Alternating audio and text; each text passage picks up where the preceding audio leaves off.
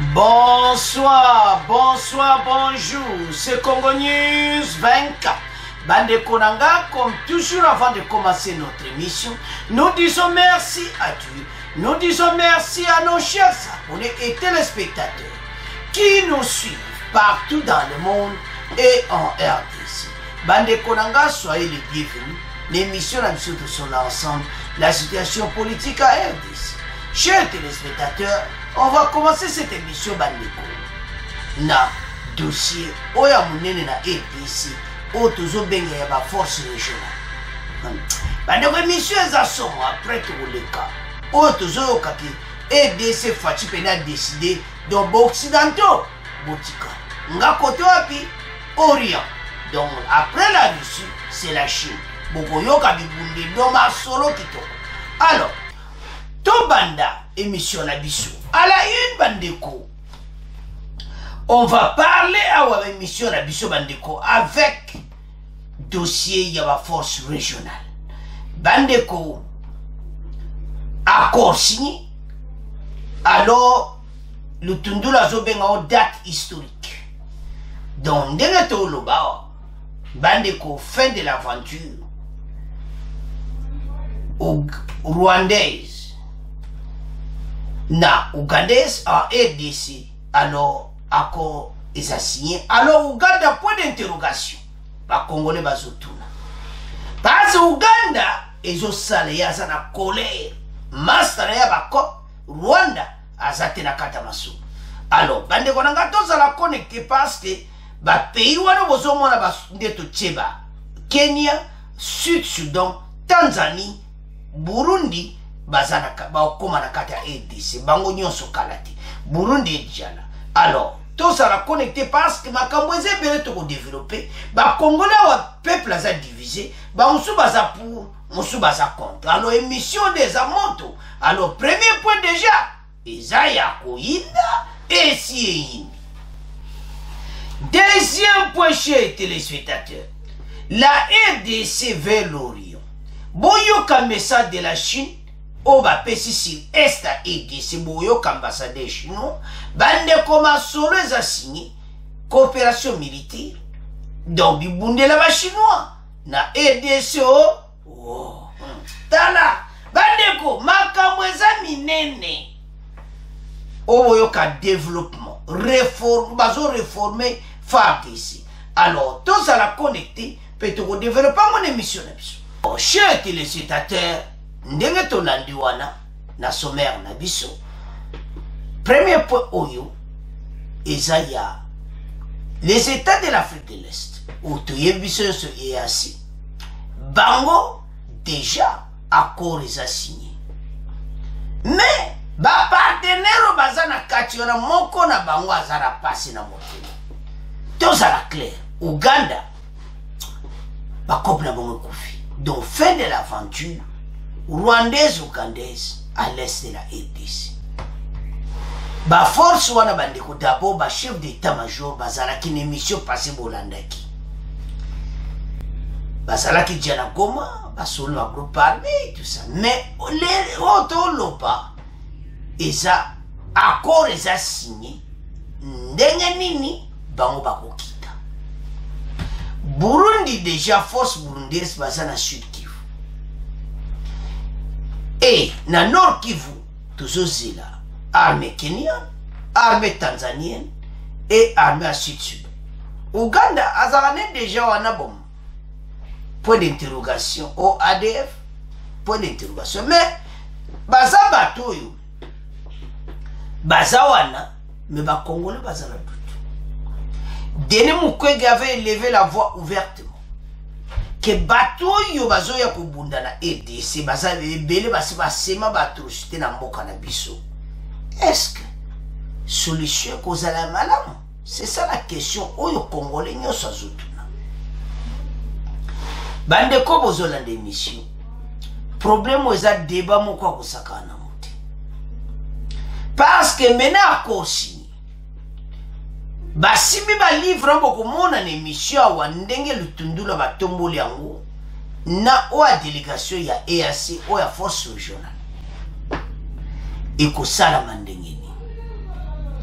est-ce que position ya Uganda na kati ya masolo eza ndenge parce que Uganda zolo kwa mutu mona za shuna shwati na ndimaka mais na sa mutema aibe parce que vous vous souvenez quand le président de la République avait envoyé émissaire na Uganda et na Uganda kokutana le président ougandais, il avait dit ceci que l'armée rwandaise M23 reste à Bunagana, cessez le feu, restez là où vous êtes, et puis FARDC, restez là où vous êtes, à Rwanguba et l'autre côté. C'est-à-dire, pour la bango, occupation salamanano, yopezana noana, cessez le feu. C'est ce que le président ougandais avait dit.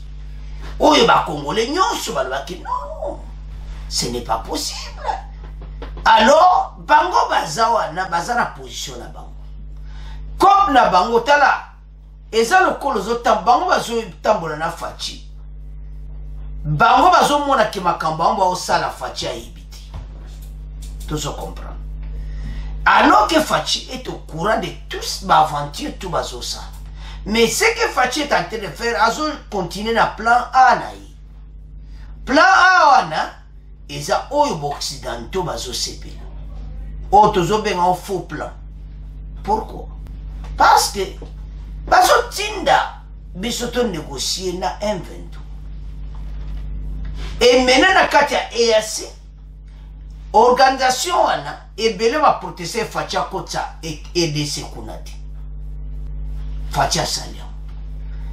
Mais ba fruit na ngomoko siko to moni fruit moko. Baye ko signé que baya na EDC.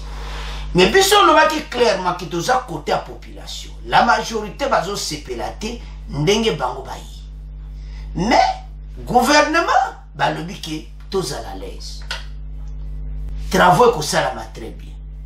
Biso tozo tala. Soko ça la très bien. Kaka wana plateau ko news 24 ya ko lo to ça ki bino. Mais soko ça la bien. Kaka na plateau ni soto ko kumisa yango. Voilà. Ndenge ba pesaka masuru. Soko ça malamu faut ko kumisa. Soko ça mabe to lobi le contre et de pour que ça me qui bouille. Ndeni ba ko bongisa pona ko sa musala. Ba Congolais ça dossier moko et là difficile. Si on te met la place à Bakonzi, vous arrivez au pouvoir et il a trouvé plusieurs groupes armés et se multiplie aussi le nombre où il faut Kutaki et Baksamaki. Et quelque part, il y a des hommes en cravate qui sont derrière les groupes armés. Jusque-là, dénoncer Bissoyamout. Mais les Congolais, le quoi na ba recherche ba yebi que Songolo Pakala, Yafou Nsakape ba groupe armé. Donc c'est comme ça. Mais le gouvernement va le dire faut pas Kamamout. Nous avons un dossier beaucoup difficile à l'Est. Et maintenant, parlons de l'EAC aux épines missions sur les Bazakoya. Armée kenyane, tout ça a un problème là-bas. Batia ko sa l'incursion à EDCT, batia ko sa makamabe na mboka na biso te. Armée tanzanienne, tout ko so pena problème grave te na ba. Mais armée Soudan, basi ba ya incursion. Armée ougandaise kutu mawatu. Et Rwanda, ya sa te ye pena croix rouge.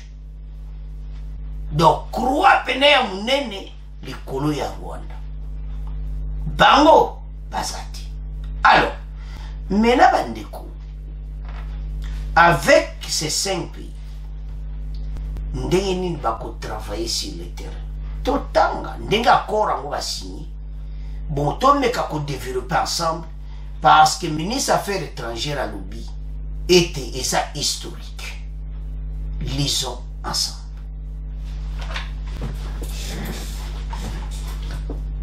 Bandeko, Obaluba Kiyindi. Fin de l'aventure rwandaise, ougandaise à EDC, accord est assez signé. Alors, Ouganda, point d'interrogation. Accord sur le statut de la force régionale, c'est un acte historique qui traduit la détermination de l'EAC, c'est Christophe Lutundula. N'a Simbi Yango, n'a partenaire, oyo ya East African Community et pas wapi biso tozadiri.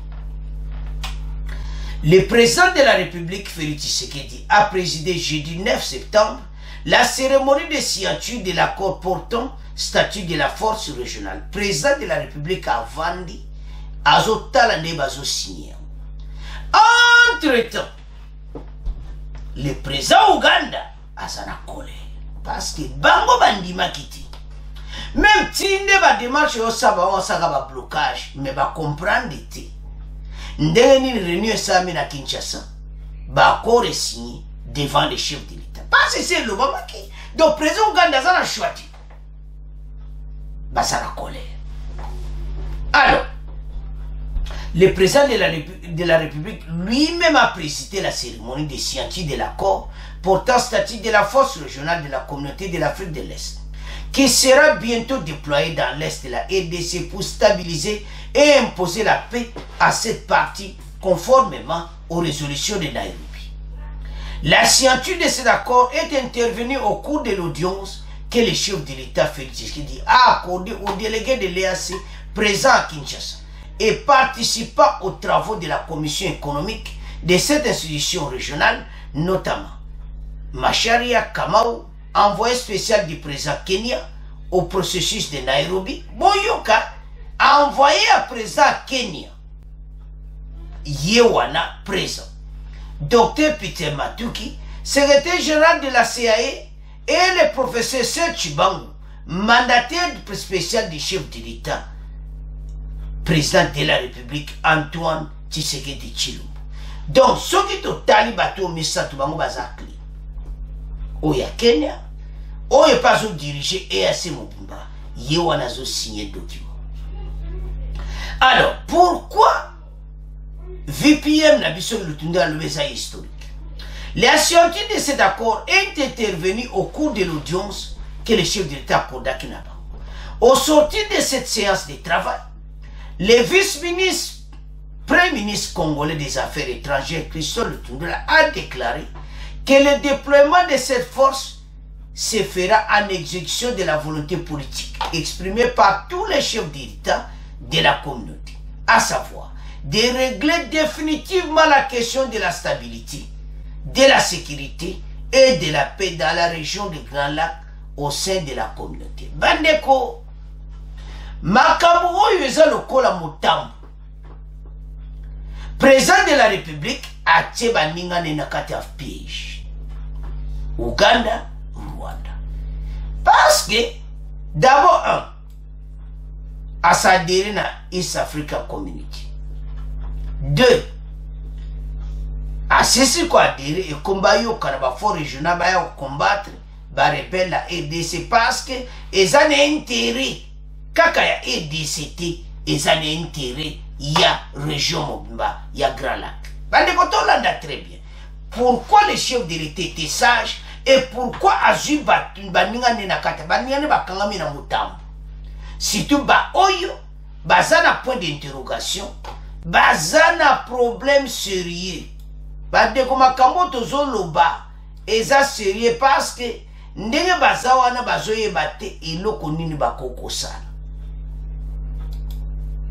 Parce que maintenant makambo ezo monana ke esarani sikoyo bokoloba eloko nini nde bazawana mayele sili bango bazoye bate eloko nini bakoko sala bazoye bate ndenge nini bakoko avancer makambo oyo bandeko eza o tozolo mona ke situation eza mobulu parce que maintenant message ba signé bango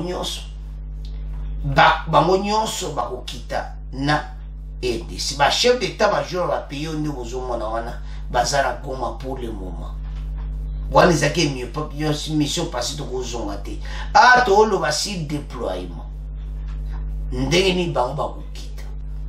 Pourquoi Rwanda Uganda bazana colère parce que COP na bango kufi yango ndeza suka na masolo oyo tokosola parce que COP na bango eza na mai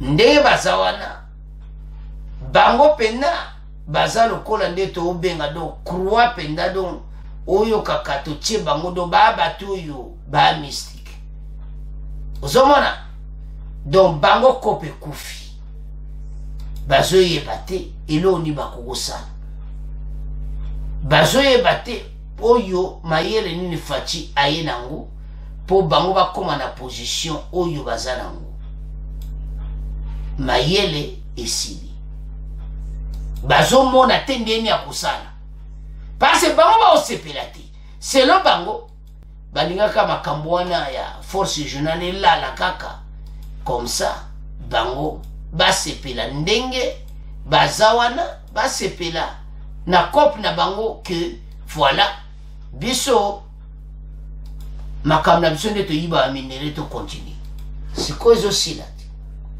bandeko uganda et surtout rwanda kokoma na mpiaka osakana nango te alors c'est ça tomeka kodévelopper yango ensemble tomoni ndenge batomboli ba drapeau donc ozomona penaki oyo balobaka eza ya koyinda esi eyindi baprononcer officiellement l'accord signé bandeko totangi tolandi nyonso makambo oyo ezalaki lokola toloba nini mais banokoma réalité mais tolobaka on émission parce que bakongolais baza divisé bamosusu baosepela te na baforce régionale wana et surtout que prix Nobel de la paix Denis Mukwege ase agangaki déjà donc ndenge ye agangaki déjà makelele esekendeki déjà ki Denis Mukwege alobi ke bato oyo basala mabe na RDC bayesu kobunda na RDC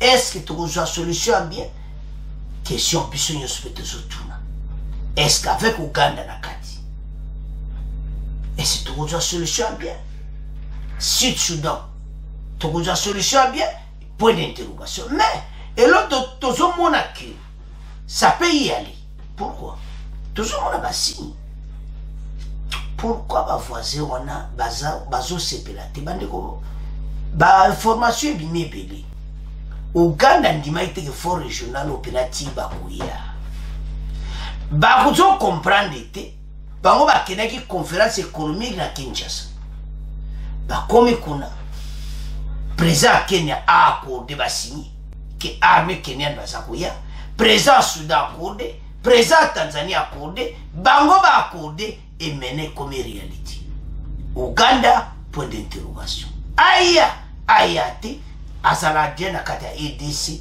na bakopo ya ADF point d'interrogation chef de l'état azaki sage na makambo oyo toyebi ete badécision mosusu bango bazwi bakongole basepela te biso mpe en tout cas tosepelaki te ta tomonaki Uganda ezesu makambo kona boye na même Rwanda za te bango baza bapie masolo baosolola wana kopasa wana Rwanda te tala nde bakoatake M23 tala nde bakosala popo wana toobule kaka mais toza na bapreuve te biso nyonso na bakongole toza na bapreuve mais tozomona le passé ndenge ezalaki mabe na Rwanda na Uganda yango toza na hésitation mais chose eza certaine eza que baforce wana badéclaraki ouvertement qu'on va commencer par déloger les 1-23 de Bunagana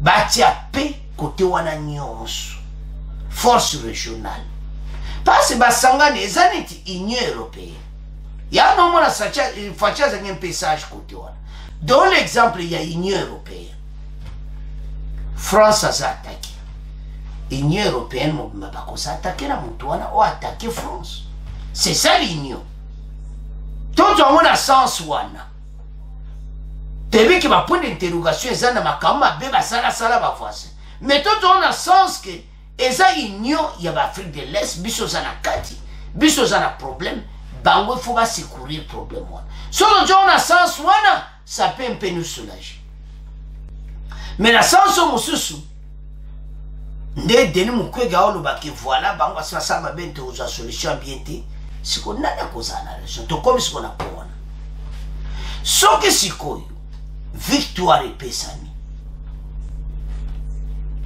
wana Faci Mokakusu watu kuyapela na mikwa tozobelela voilà mais soki makamuso babekoti tukuyapa tokoloba bande kotala makambo toloba à chaque fois toza tolingi mboka mais likamuso eza bien te tokoloba toujours mais oyo naye nazomona baprésent oyo Rwanda na Uganda baza na problème parce que bayebi na bango président Félix te bazomwa nde bakoti na kati ya makambo yango akoti na EAC mbala moko baforce régionale bakobunda na EDC président oyo trop tard les chiens aboient la caravane passe masole s'étamboli mbala moko lutundo la tombole yango alaksi keza signature moko historique. Pourquoi historique?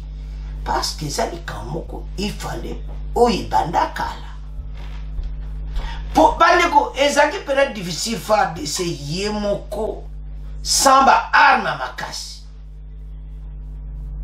et maintenant faire de ça zosoma ba arme avec ba arme faire de ça super ko sala masolo bien mais là on est fatigué parce que c'est ndima ki ba korwana ba continuer nango mais ngana za sûr que ba korwana est réussir la paix et ko kota na est parce que faire de ça azobonga na marque na gouvernement baza sage tant que ça makambo oyo na baninga anteta bazo réformer FARDC na sima bandeko to koma na armée moko na Afrique na ndenga mabete to koma pe na armée moko oyo kana likolo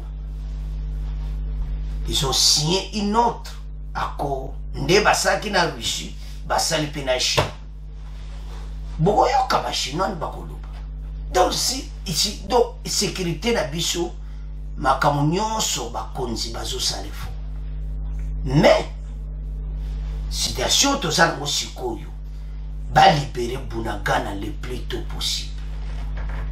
C'est ça la mission de l'Afrique et de l'Est que ceux qui bako banda force bako banda nanu na Bunagana.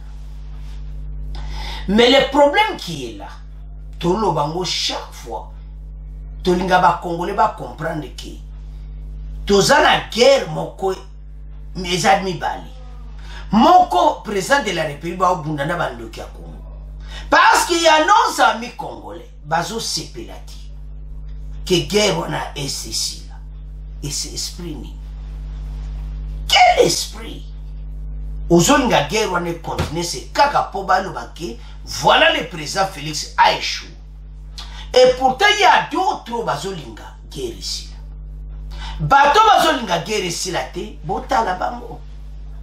Le gouvernement va fatiguer à ex-président Joseph Kabila et ça à peu près 20 ans au pouvoir. Bakwa aussi les saké rwanati. Donc ce que tu comprendre, ce qui va stratégie à Afrique de l'Est ou Simbi, c'est que Fatia bimi héros. Et ça l'impossible. Même makambo yotala ba américain, ba occidentaux, ba monyonso, ba vandi kimiako, batali. Président ou alingi mboka na ye. Tokene na ina ndenge mususu. Parce que bango ba yebeka ke Fatia ozane kani ba président tout.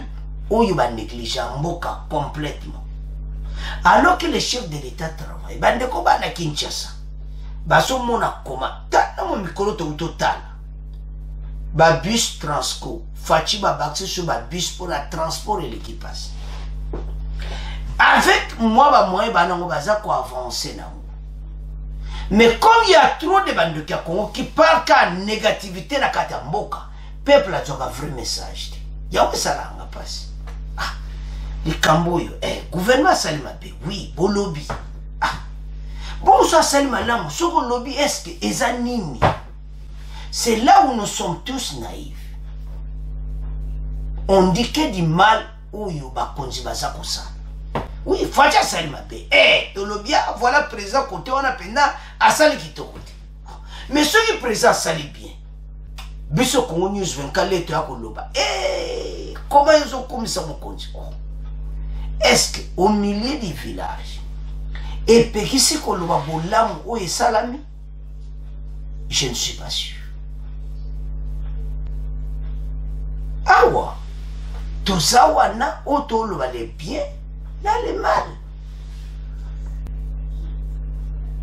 bandeko toza na problème na pays na biso toza déjà pays moko mentalité comment na éviter ne to changer mentalité mais au senga un grand travail mais tonton lo bana ba congolais était tant toza na ngoza tant ko division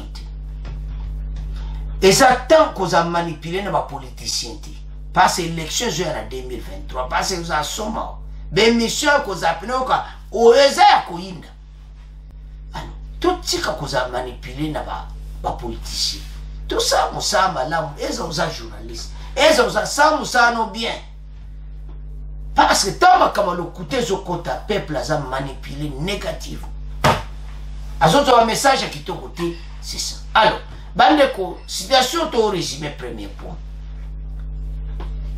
la guerre à l'est toujours comme presque na sukana toujours mona que 2023 tout mona kimia et côté na SADC peuple a qui voté dans la tranquillité peuple a eu ma carte d'identité to yebi qui est congolais et qui n'est pas congolais et nana za mopaya nana za immigré tout cela to yeba parce que pour le moment pays mawato au mona mutu akimi même na prison ba détail na yi et mawa les donc mona toza na problème pays a reculé 20 ans mais toujours récupéré mais na 3 ans ou 4 ans fatia ça na pouvoir et c'est impossible pour la consiste ma dossier mais tu es biki ba ko salaire mais ce ba saliti li kamba ça me beto ya koloba na ba congolais alors bande kunanga c'est à ce point to komo tika premier point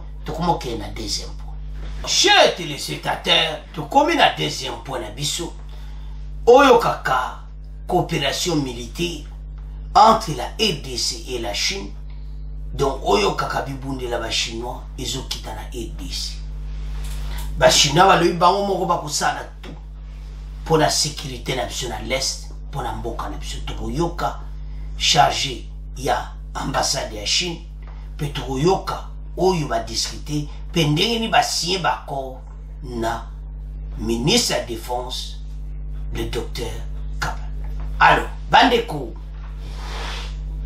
masolo ezalaki tout autour ya ndenge nini bakoko ede biso ya ndenge facha zo réformer FARDC armée na biso tozaki na mwa retard ebele ba faille na ngwe mona na ki clairement à partir où on avait perdu Bunagana parce que MONUSCO administratif secret mokolangwa lobi ke ba armée oyo armée rwandaise bazotinda ba bibundela moto ezokwea FARDC sasa na moti alors maintenant et comme temps il y a qu'on réformer armée et puis l'est il y a RDC et Kotakini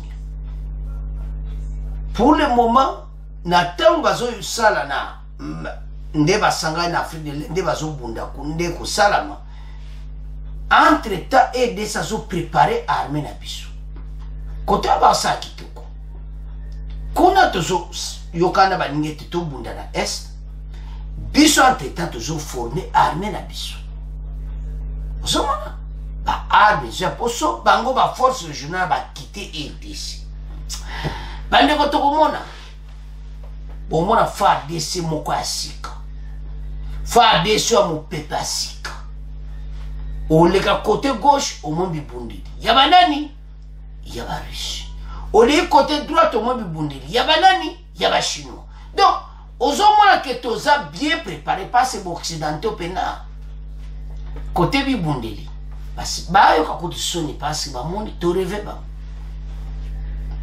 aventure les gars mina occident de la décision que le chef de l'État a prise pour rejoindre l'Orient, la Russie et la Chine, te féliciter Bakonzi. Pas ces acquis facilité. Ndenge l'Occident va s'approcher na fachi que akene kosola makambu kuna c'est-à-dire je bango na faute. Bango pe ba yebi ke o basala ki basala ma bere rebelle. Pour la intérêt na bango. Biso to perdre kabande kwa l'est. So Mais tant que moni bango c'est ça. Alors, RDC a auto-signé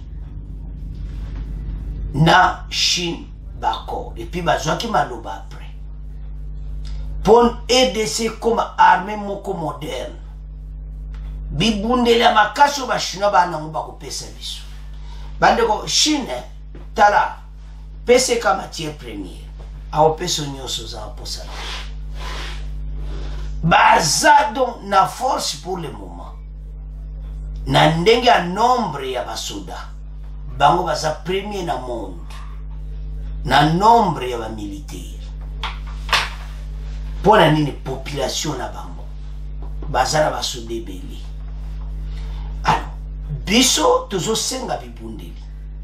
Tozo linga même makambo kande ezo sile ya Afrique de Bito. Donc armée na biso armée mo makasi frontières les arabes bloqué parce que ba occidentaux ba yebi très bien que direction fatia zo mema eza nationaliste ya ko tia mboka na biso moko to a charge na mo to dépendre na occidentaux tout et le binde komoko bozo bambona moya bande ko message yokani bozo bambonga ba américain ba élection ti bozo bambonga ndeko en tout cas merci bambongo bazo pesa mena ba élection quand les mêmes bambongo ba pesi ya on peut créer sur la décision parce que la ça en na ba organisme na ba sala observation ne des catholiques ba pesa ba mbongo na union européenne ba sala observation les ba ko ya et comme yo vérité des jeux voilà alors occidentaux ba comme un problème parce que c'est union sur ba sala qui fati asali to solo il leur fatia boye kaka moko qu'on négocie na ba rebelle le quoi fatia boye yango bango pe basundeli biso ka ndenge wana uzona mais ba yebite ke tango sundeli biso na gauche na droite bat musubaza alors Russie maboko polele andi biso Chine pe andi biso voilà les problèmes maintenant alors totanga to comprendre yango ndenge ni masolo na Chine salami ndebi bundela makasi kwa na EDC bon to avancer l'émission na biso. Les deux partis ont manifesté les deux partis ont manifesté cette volonté lors des échanges entre le ministre congolais de la Défense nationale et ancien combattant Gilbert Kabanda Kourenga et les chargés d'affaires de l'ambassade de Chine en RDC Wang Along. Le ministre congolais de la Défense, Kabanda, a au cours de ces entretiens évoqué des possibilités d'appui de la République de Chine à l'industrie militaire congolaise. Pour sa part, le diplomate chinois Wang Along a salué cette initiative et a promis de soutenir la RDC dans ses efforts d'assurer sa sécurité et sa souveraineté nationale. Et Zaya Koïna, et si pourquoi cette phrase? Sa sécurité et sa souveraineté nationale, pourquoi? Parce que pour le moment, intégrité territoriale est menacée par l'agression rwandaise.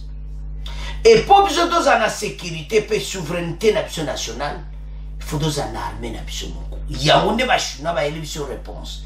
Babina Fati, tu as eu réponse Yangoana. Perception de matière première, Yozwa no soja ba bombe soga satande soba ba mitraillette soba canon ya minene o kaka de feu ou a mikolo électronique joie. Bisowaga perception ka mabanga. Pour Chine côté mabanga vraiment sou. Alors Chine atene maboko ayambine yango azojwa mabanga a perception minduki. Pour bango tozala espèce de bon perception ba minière lola linga Chine ngwana parce que je me souviens biso soyebi il y avait un accord basia qui na ex-président Joseph Kabila ya ko bongisa banzila Chine alobaki bo perception ka ba minière biso to sa musala banzila même hama accord un petit le tout mona so banzele bonga na onte bon wana c'est ka entre parenthèses que bango bandimana bango pesa biso ba or biso to bongs. La partie chinoise soutient toujours les efforts congolais à moderniser sa défense. Nous sommes prêts à travailler plus étroitement avec le ministre de la Défense pour faire progresser notre partenariat stratégique, a-t-il déclaré au sorti des échanges.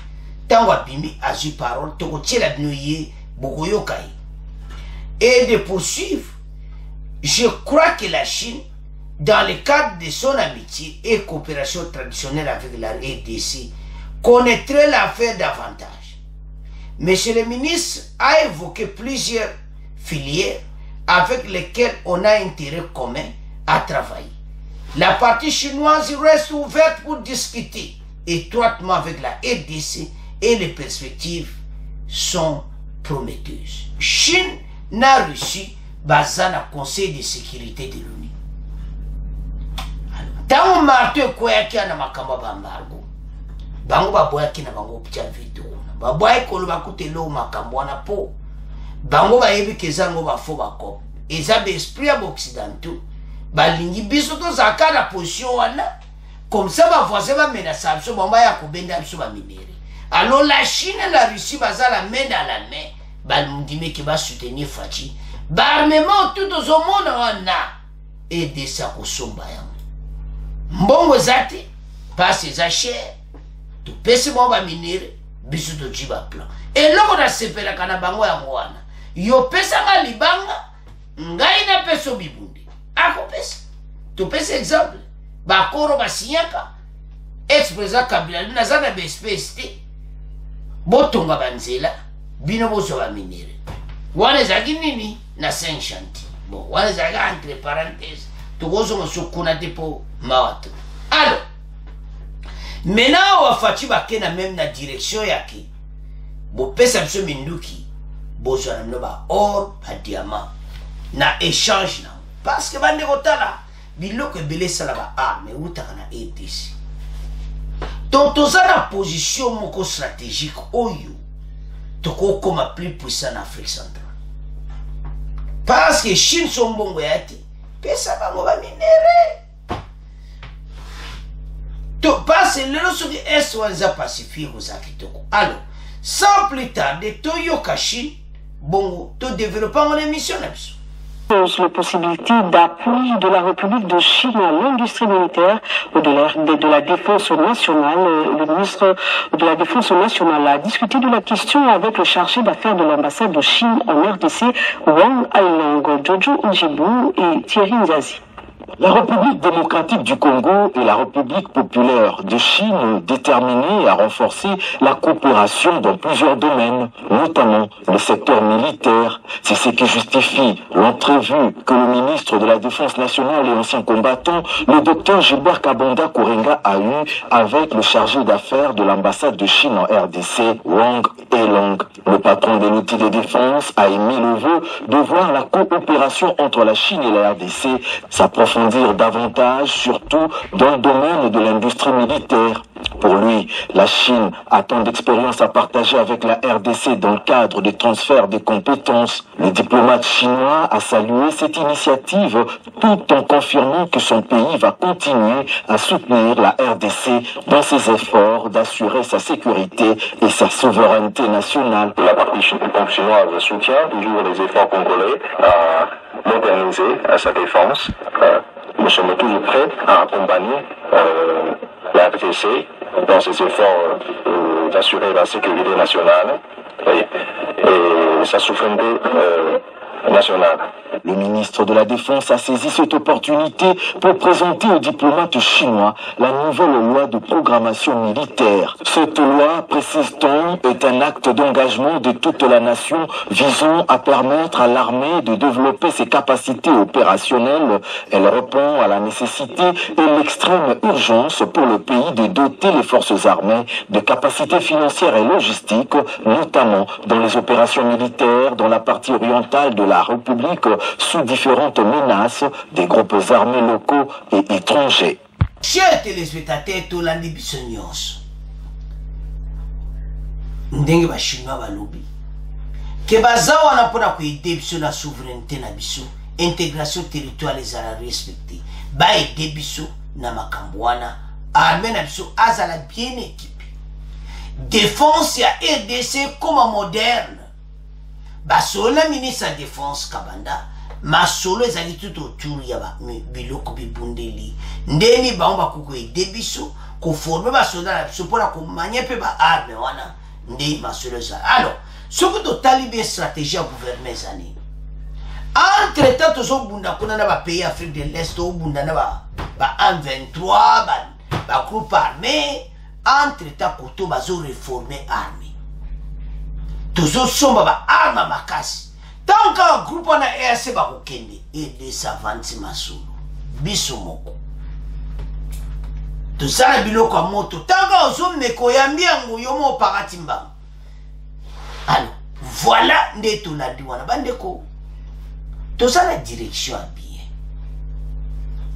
malgré les hauts et les bas parce que ceux qui Chine nde tolandi ba chinois nde balobi nyonso wana esalami efar de ça comme na topte parce que minduki wana eza kosakana te yango tolobi ke ba Occident en tout cas bazwi pende au revoir siku namoni penda ndena landi ba chinois bazono babela l'aise parce que ya et ça suite Occident côté coopération militaire parce que ça soumis tous la coopération militaire na Belgique tous la coopération militaire na France tous la coopération militaire na grande puissance les États-Unis.